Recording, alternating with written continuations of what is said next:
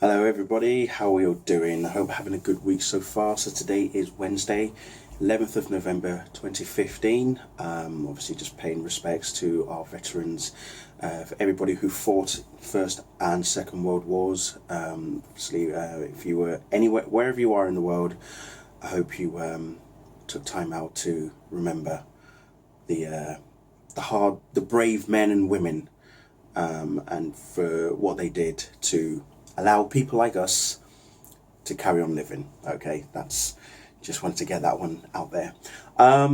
So it's been a while. Hi, how is everyone doing? Yeah, I have not done a video for ages, especially one like this. It's not going to be reviews per se, but I am going to discuss pretty much the four major DC Comics TV shows that are currently airing: Supergirl, Gotham, Arrow, and The Flash, of course. And I'm actually going to start off with Supergirl. This started just a week ago, 2 weeks ago even, sorry. Yeah, 2 weeks ago on CBS. And it's brilliant. I love it. I know it's not catered for people like myself. I know it's more catered towards sort of like teenage girls, young adolescents and all that sort of stuff. But it's got a lot of action. For the type of show that it is, it has a serious amount of action, which is good. What I love the most, besides obviously having the fact that Supergirl is in her costume and she's out there saving lives, it's the fact that this show is not shy in mentioning Superman, Clark Kent, Lois Lane, Perry White, to the point of where, and if you haven't seen this week's episode, spoiler alert, major spoiler alert, Superman shows up in this week's episode. I was beyond ecstatic at that. We don't see his face, we do not see his face, but he comes to Kara's rescue. I didn't expect that whatsoever, but I thought that was brilliant. It was really good to know that they are not shying away from, hiding the fact that Superman is out there. He is out there. We know he's out there. He's already been to National City now, more than once by the sounds of things. But it's amazing that they are allowed to use those characters on the show, and I'm really pleased with that. Standout characters for me, apart from obviously Kara herself, Windshot, Alex Danvers, and Hank Henshaw. Especially Hank Henshaw, played by David Harewood, who I don't know what to think of him at the moment. They're doing a Harrison Wells with Hank Henshaw. If you've watched the first season of Flash, you'll know exactly what I mean. They're pretty much doing a Harrison Wells. Is he a good guy? Is he a bad guy? What's his purpose? What's his end game? Where is he going? So yeah, is there a specific reason that he is an agent of the DEO? Who knows? So it's very interesting. I mean, villains that we've had so far, it's great that the way that the story, that the whole series is supposed to be mapped out in a sense, is that because Kara got sent, her ship got pushed into the Phantom Zone. She's been there for over a decade. She arrives on Earth as a 12-year-old, 13-year-old girl, spends the next 12 years, hiding in with her adopted parents, the Danvers, who are played by Helen Slater and Dean Cain, which is brilliant. That in the Phantom Zone, when Kara eventually came out, this prison known as Fort Ross also came out with a bunch of bad, evil aliens as well. And some of them are Kryptonian, one of them being Kara's auntie, who is the twin sister of her mother. So I'm sure that freaked a lot of people out at the end of the first episode when they were like, wait, oh, hold on, you're supposed to be dead. You're Kara's mother. No, she's her Aunt Astra. Okay, so chill, people. But yeah, villains that we've had so far, obviously, as I mentioned, Aunt Astra. Reactron appeared this week as well. We're due to see Red Tornado. Maxwell Lord has featured already. And as I mentioned earlier, obviously Hank Henshaw. So it's coming together. I think it's gonna be really good. The the ratings for the show is pretty impressive. The first episode took about a total of 16 million. It's since dropped quite a fair bit since then. I mean, Monday night's episode took on about 8 million. Could have risen to 10 million depending on DVR and all that sort of stuff. But that's good. The show's doing really well. It's positive. It's doing some great stuff. But as I say, I love the fact that they are not shying away from mentioning Superman. I think I've lost count how many times I've actually mentioned Superman over the past 3 episodes alone. And then obviously, as I say, Clark Kent has been mentioned, Lois Lane. We've met Lucy Lane as well. We're also going to meet Windshot's father, Winslow Shot. So Toyman and Toyman are going to be on the show. There's so many things happening for this show. It's really good. Whether this is going to cross over with Flash, Arrow, DC Legends of Tomorrow, I don't know. I'm hoping sometime in the future it will, because can you imagine that for a crossover across all 4 shows? And speaking of DC Legends of Tomorrow, Flash and Arrow, a picture was released last night of the 8th episodes of both Arrow and the Flash, because it's becoming the norm now. They're the crossover episodes, featuring none other than Green Arrow, as he's now known as, Speedy, Black Canary, Hawkman, and Hawkgirl as well. Okay, you heard me right, as well as Diggle. I'm still not sold on Diggle's costume, by the way. Yes, Hawkman and Hawkgirl, who are going to be appearing in DC Legends of Tomorrow, will be featuring in the very first Arrow and Flash crossover for this season. I can't wait to see how that pans out. So we're getting Arrow, Flash, and DC Legends of Tomorrow crossover across 2 shows. It's sorry, I'm getting too excited, but yeah, it's looking good. We also got a shot of Hawkgirl, aka Kendra. It is Kendra Saunders, I think she's known as in the show, in The Flash last week. Cisco plucked up the courage to ask her out on a date. Oh, poor soul. He has no idea what he's in for. Speaking of Cisco, his powers have now fully manifested. He has now been given the name Vibe. Going to be interesting to see what costume he comes out with as well. What else has been happening on The Flash? Well, obviously, Earth 2. Jay Garrick has arrived. Harrison Wells from Earth 2 has arrived. We've had a few other characters arrive from Earth 2, including, and I wasn't expecting this after last week's episode, not last week, sorry, the week before, King Shark. Okay, King fucking Shark. Gail Simone must be having a field day with that if she hasn't seen that episode yet. I'm sure people have told her about it. But King Shark appeared on the show. Patty Spivot is in the show as well. Zoom is the main villain for season 2. It's going to be interesting to see how that plays out. I haven't watched last night's episode of The Flash, so that's why I don't know what's happened yet in last night's episode yet. We're watching it later on this evening, so we'll see how that pans out. But yeah, The Flash is coming together. I'm glad that they've got the multiverse out there now. It's there. We know other universes exist. We know other characters exist. We've had Dr. Light appear in a twist. Not the Dr. Light that we're familiar with in the Justice League, not Kamiyo Hoshi, I believe she's known as. It's someone else entirely. Not going to spoil it, because if you haven't seen it, you've got to watch it. For those of you who have watched it, you'll know exactly who I'm referring to. But also, everything has fallen into place. It's going really well with the show. We've also seen Iris's mother appear on the show, which has put quite a bit of an emotional strain on Joe West in particular. Barry's just trying to get to grips. Well, I say just Barry, but not just Barry, but everybody else is now trying to get to grips with the fact that Harrison Wells is alive, only it's not their Harrison Wells, but they're obviously still thinking, what the fuck? Caitlin Snow and Jay Garrick seem to be getting it on some way. We've got a new Firestorm. Jay Jackson is the new other half of Dr. Martin Stein's Matrix, essentially, the Firestorm Matrix, looking good.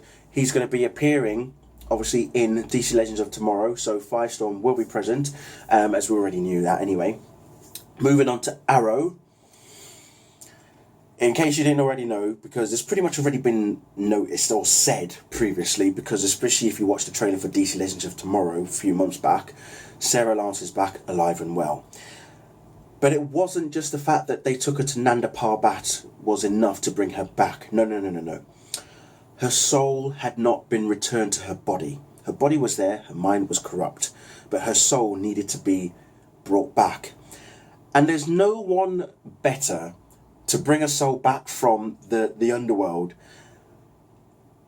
than the Scouse himself, the con man, the artist, the exorcist, the demon, whatever you want to call him, John Constantine. Yes, he was in last week's episode of Arrow, and I couldn't have been more excited. Just hearing his little theme tune play, just as he gets shown, because they did a flashback, which I thought was really good. They had a flashback of John Constantine meeting Oliver Queen for the first time. That was superb. Nice touch. And just hearing the theme tune as well, brilliant. And the relationship, the interaction between John and Oliver was amazing. Not just 5 years ago, but also present day. Absolutely brilliant. So CW, please, everybody's already asking you, please bring John Constantine to the CW. Make a show for him. Return him to TV. We want to see him again. Not just, I mean, as well as if you want to feature him in Arrow again, and with The Flash as well for crossovers, by all means, please do. But we need his show. We need him back on TV because, wow, that was awesome. What else? Obviously, Malcolm Merlyn is now the new Ra's al Ghul. Nyssa is trying to find a way to get rid of him. We've also got, as I say, Diggle's now part, he's not just part of the team. We've known he's been part of the team for a long time, but he's now got his own costume.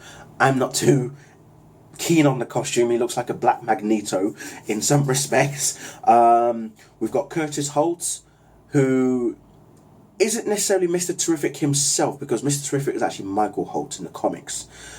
But he is married. So I'm hoping, or I'm wondering, maybe his husband is called Michael. Who knows? However, we did see a T-Sphere 2 episodes back. Okay, we did see a T-Sphere. Ray Palmer is alive and well, but the gang have to go and rescue him from Damien Darhk. And by the way, may I say, Damien Darhk, best villain so far. Season 3 was an absolute downer in terms of villains. Ra's al Ghul wasn't really as forthcoming and as menacing as he is in the comics. But I'll put that down to the choice of the actor that they chose. Matt Nable did the best that he could, but they could have chosen someone probably a bit better. But season 4, Damien Darhk looks like he's going to be a force to be reckoned with. And I love Neil McDonough. He is killing it so far as Damien Darhk. It's brilliant. What else? Captain Lance, well, he's in league with Damien Darhk. At the same time, Oliver's running for mayor.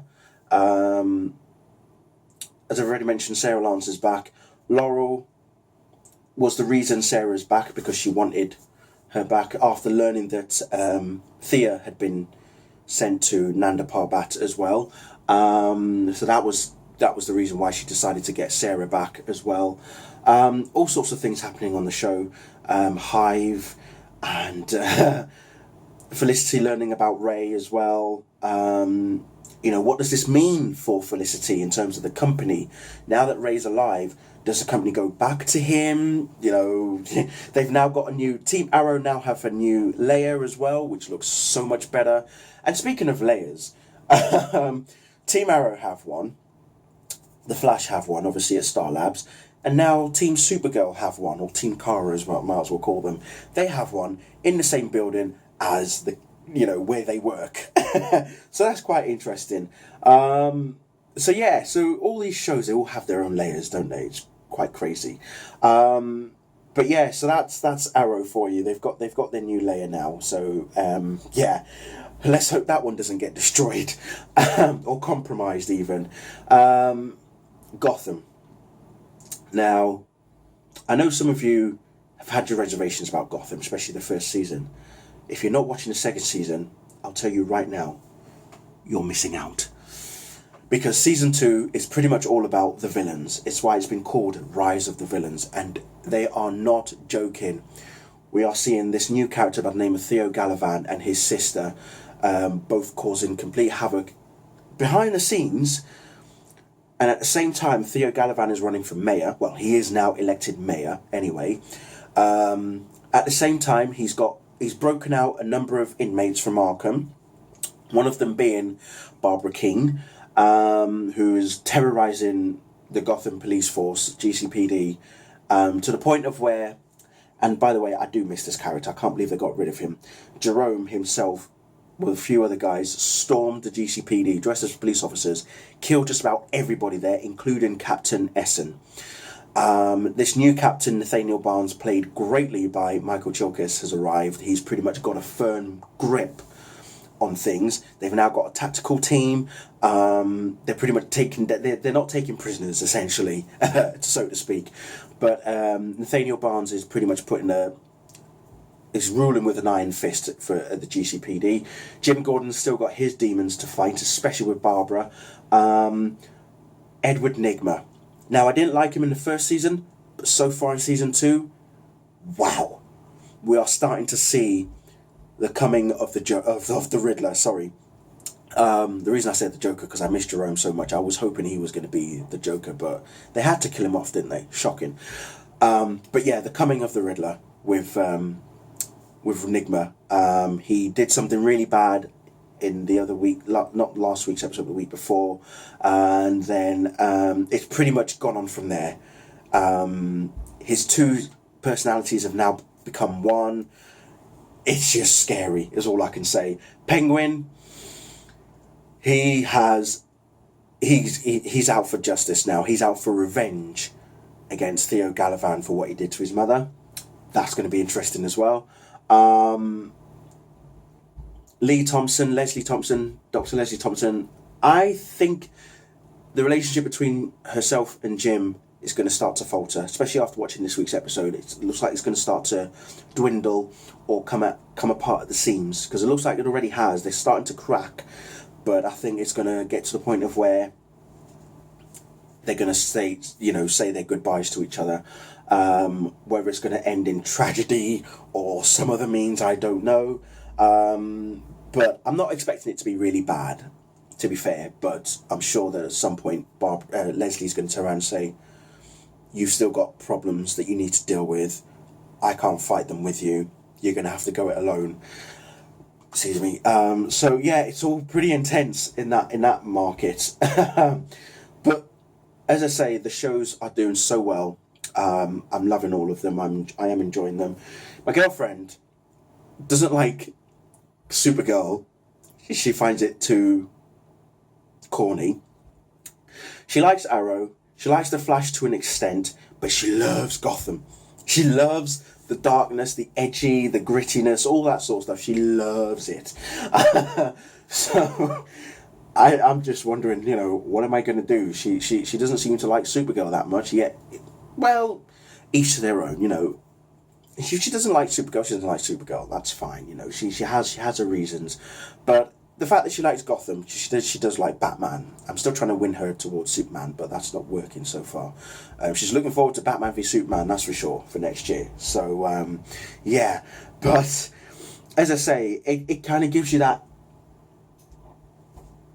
I look at Gotham and I think, wow, this show's definitely got potential, and she looks at Gotham and she just thinks it's brilliant because of how dark it is and how scary it is in some places. And it has its scary moments. It certainly has, especially this season so far. It has been serious, scary stuff. Just to add a bit more regarding Gotham, Bruce Wayne. Bruce Wayne, what are you doing, kid? Be careful with Theo Galavan. Be very careful. I think after this week's episode, he may have an inkling that Theo was trying to use him in some way. So we'll see how that pans out. Again, I'm not going to spoil this week's episode of Gotham for you if you haven't seen it. I know I've just spoiled Supergirl earlier on. I do apologise, but I got too excited of seeing Superman appear. That was unexpected, and if you were watching it as well, I'm sure you were thinking the same thing. You must have sat there and thought, holy fucking shit, they did not just... Yes, he appeared. He showed up. We didn't see his face. We don't know how he looks and stuff, but he appeared. That's the main thing. He appeared on the show. Oh dear, Supergirl, I think you have done more in your first 3 episodes than what Smallville did in its 10-year run. Am I wrong? I love Smallville, you know that I do, but even I had my issues with it as well, especially in the latter stages of the series, as everybody knows if you've seen my reviews and stuff. But yeah, this Supergirl has done more in 3 episodes than what Smallville did in its entire 10-year run. So there you have it. But anyway, I am going to stop there. I don't know when next I'm going to do another video kind of like this, you know, sort of like a collective sort of discussion about the shows and such. But I think it's better this way than actually doing reviews, because if I did reviews, I'd be worn out. I would be worn out. But if I was doing individual reviews, I would definitely be worn out. But, you know, I've got this time to myself now. I thought, right, might as well break out a video and discuss the shows so far. But yeah, it's all coming together. I can't wait for DC Legends of Tomorrow as well to start. If for those of you who are watching iZombie, I did try to get into it. I did watch like the first sort of few episodes of the first season. It just didn't. I just couldn't get into it. Just wasn't working for me. So if you're still watching it, I'm sure you're enjoying it. I think I'm hearing it's doing really, really well. So it's clearly thumbs up on iZombie's side. But as I say, looking forward to Legends of Tomorrow. I think it starts in about January time. So hopefully we'll see a new trailer in the next couple of months. And let the games begin, basically. Anyway, I'll leave it there. Thank you all very much for watching. See you all very soon.